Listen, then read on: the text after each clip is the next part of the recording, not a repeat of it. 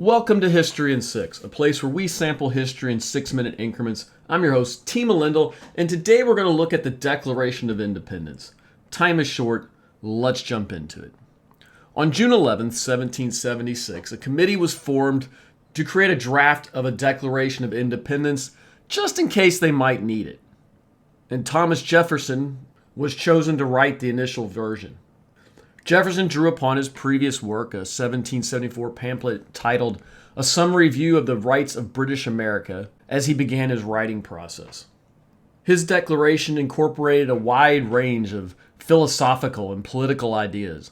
All members of the committee were well read, but Jefferson, despite being relatively young, was the most knowledgeable among them.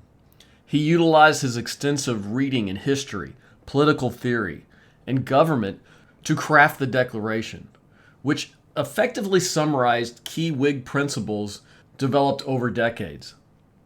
The committee found Jefferson's draft to be exceptional, requiring only minor revisions.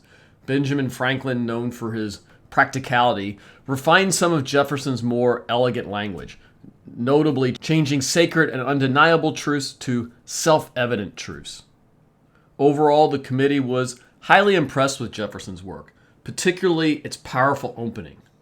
The Declaration began with the unanimous declaration of the 13 United States of America, when in the course of human events, it becomes necessary for one people to dissolve the political bands which had connected them with another, and to assume among the powers of the earth the separate and equal station to which the laws of nature and of nature's God entitle them.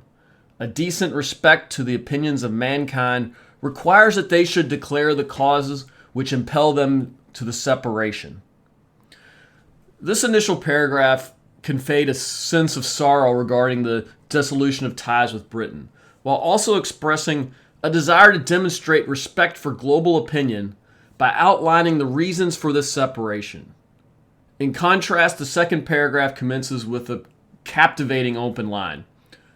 We hold these truths to be self-evident, that all men are created equal, that they are endowed by their Creator with certain unalienable rights, that among these are life, liberty, and the pursuit of happiness. That's one of the most powerful sentences in political history.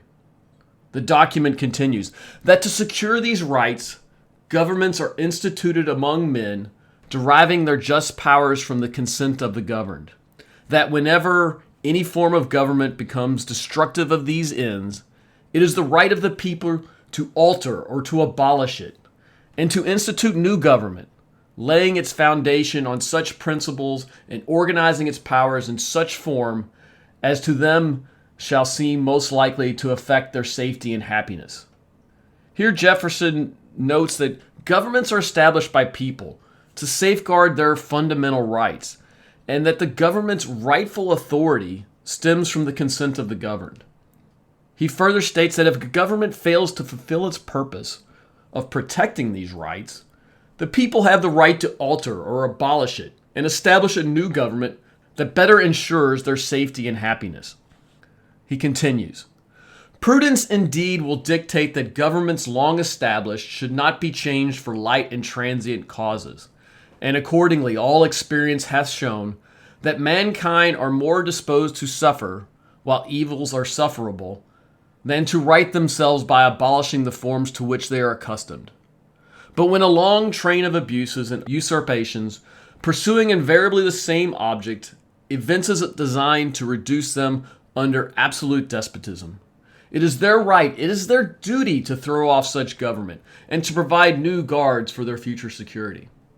Here Jefferson states that established government should not be changed for trivial reasons, and historically people are more inclined to endure tolerable hardships than overthrow familiar systems. However, when a government consistently abuses its power and seeks to oppose absolute despotism, it becomes the right and actually the duty of the people to overthrow that government and establish new safeguards for their future security. He concludes these first two paragraphs with, such has been the patient sufferance of these colonies, and such is now the necessity which constrains them to alter their former systems of government. The history of the present King of Great Britain is a history of repeated injuries and usurpations, all having in direct object the establishment of an absolute tyranny over these states. To prove this, let facts be submitted to a candid world. Here Jefferson asserts that the colonies have patiently endured suffering under the king's rule, and this ongoing hardship compels them to change their current system of government. The document then proceeds to enumerate 27 specific grievances against King George III, detailing the colonists' objections to his actions and policies, which they believe justify their fundamental shift in governments. And this wasn't merely a theoretical exercise. It was a tangible endeavor to establish a previously untested form of government. When you visit the National Archives in Washington, D.C., and see this document firsthand, the full weight of their actions and immense courage they displayed becomes strikingly clear. These men were defying the most powerful nation on earth. They were putting theory into practice. So much of what we Americans take for granted today oriented from the words and actions of these men. The significance of this document and their actions cannot be overstated.